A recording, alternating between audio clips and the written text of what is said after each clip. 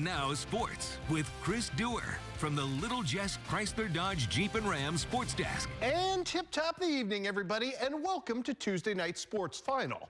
He was no less than James Vandenberg's top receiving target back in his college playing days at the University of Iowa, and in a true full-circle moment, Marvin McNutt will now serve as the head coach of his former college quarterback's high school alma mater. This we found out tonight, and I had to go digging into the archives for these. KHQA School Board approved McNutt's hire this evening. He will be formally introduced at a press conference at the school Friday morning.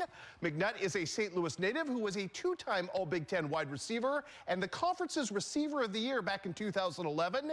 He was drafted in the 6th round by Philadelphia and played 3 seasons in the NFL with the Dolphins, Panthers, and Commanders. He started his coaching career as the head coach of the Cedar Rapids Titans of the Duerr Football League for the 2017 season, and then was the general manager there in 2018.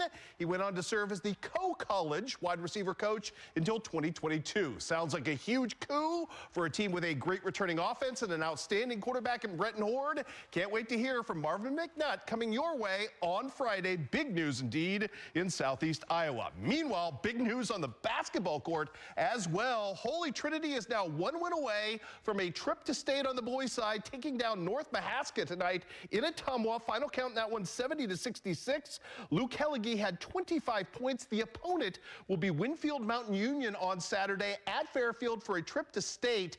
By the way, Winfield Mountain Union was down 10 at the end of the third quarter, came back and somehow beat Notre Dame. One previous meeting between those two teams, Holy Trinity and Winfield Mountain Union, that came earlier this season when Winfield Mountain Union beat Holy Trinity by 15. But again, this is a totally different Crusader team and playing very well. Not so good news for the KHQA Chiefs tonight. 1 win away from a trip to Wells Fargo, playing against undefeated Clear Creek Amana. Matt McGacky's team getting a good run at the end of the first quarter right here from Kendra Boatman to close her team to within 17-13. And then Clear Creek Amana did what it does. CCA goes on a run of 20 unanswered points and holds KHQA without a field goal the rest of the first half. Started there with Bliss. Back here, it's Avery Lower, and she was just an absolute menace to the Chiefs tonight, hitting bucket after bucket in this run. Great season for KHQA. Got a lot of young players who will be back, but unfortunately their season gets dashed tonight big time. Clear Creek Amana looks like the full deal. They win the final count this one, holding KHQA to just 35 points.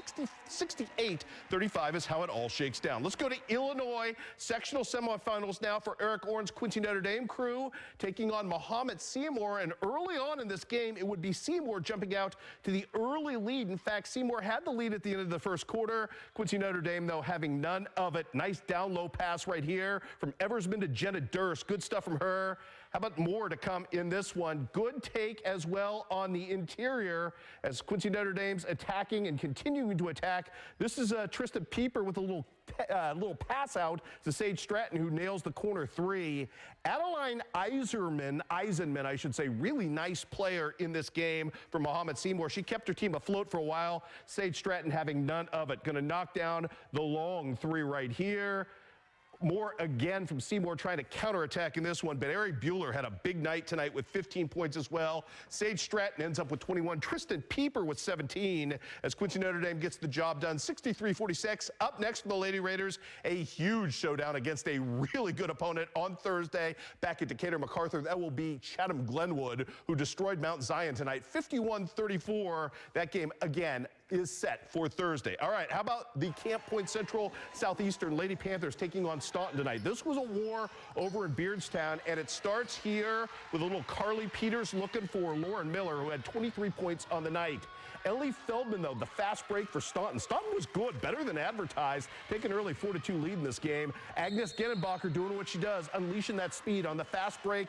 Bucket, Band-Aid, 3-point play for her. More from Miss Lauren Miller now. Little putback action on the score. She had 8 points in the quarter, doing some work. Sam Anderson going to answer back the other way in this one for Staunton, but it was just way too much of Brylan Lance and company. Brylan tonight, big night with 14 points as Central Southeastern gets the job done. They win in advance, 56-50 your final. Wasn't easy, but a big time win for them. Up next for Central Southeastern, a showdown coming up on Thursday with Pleasant Plains, who was a big-time winner tonight as well. Also, one other bit of girls news. West Central's fine season comes to an end in Nokomis at the hands of Father McGivney, 46-39, your final. Let's do some boys action tonight from the district at Monroe City, or excuse me, at Palmyra. Monroe City trying to advance against Louisiana. Good first half in this one. How about this? Blake Fauner taking over. He had 8 of his team's 16 points in the first quarter. Monroe led 16-7. Wyatt Martin finally gets the Bulldogs going a little bit in the second here. His 3 was big and got his team on track. At the other end, though, Monroe City not given any quarter in this game. Wyatt DeGrave going to work in this one. Cuts and is rewarded. Here's Wyatt Martin at the other end, beasting through 2 different defenders right here to kind of slither his way to the hole. And then he's going to do some more work from distance as well as Wyatt Martin gets Louisiana right back into this ball game. But Wyatt DeGrave again at the other end is going to stake his team to a 25-18 lead at the half. Third quarter, Cooper Lumley and the Bulldogs come alive. This 3 helps Louisiana build a 33-29 lead in this contest. Fourth quarter, huge start to it. Toby Sapp's 3-point play got things going. Quincy Mayfield's run out helped as well as Monroe City gets the victory and advances. Wasn't easy again, 48-42. Was your final. Also in district quarterfinal play tonight, Highland taking on Clark County. Dennis Dent trying to get a win, trying to punch a ticket to take on Palmyra, maybe make an upset shot. Early on, though, didn't like this. Sawyer Harshberger with the inside cut. He makes the defense pay for the breakdown when they lost him. Clark, though, with some fancy passing right here. Defeating the defense, it's Harrison Parker to Graydon Klein. Klein with a big night. Brady Campen, he was absolutely beasting on the glass early in this one for Highland. Big take for him. Big finish as he cleans up and gets the bucket to go. Knocking off everybody in this one. But Clark kind of gets the Gordian knot, if you will, tied out. This poor young lady had a little more trouble with that. Starts right here with Isaiah Harden in the paint, carving out a shot for himself. Then Mr. Wheeler going to do his thing with a very tough take and finish. Man, tell you what, Clark County had some real flourish minutes in this game. Looked really good. Graydon Klein, again, as I mentioned, a big-time victory. As Clark County wins, they advance, and they will take on Palmyra coming up on Thursday by virtue of their victory, 63-42. Other boys scores tonight. South Shelby in the final game of the night at Palmyra advances to take on Monroe City, 70-38, leaves no doubt about it. Gabe Bowen, one of 3 South Shelby Cardinals with 12 points on the night. Also tonight, massive upset down at Deschênes. Bowling Green beats the host team and the number 3 seed, 56-44. Jace Eskew leading the way with 21 points. Really tall, even bigger upset order for Bowling Green coming up on Thursday as they will try to take on Priory to punch a ticket to the district title game.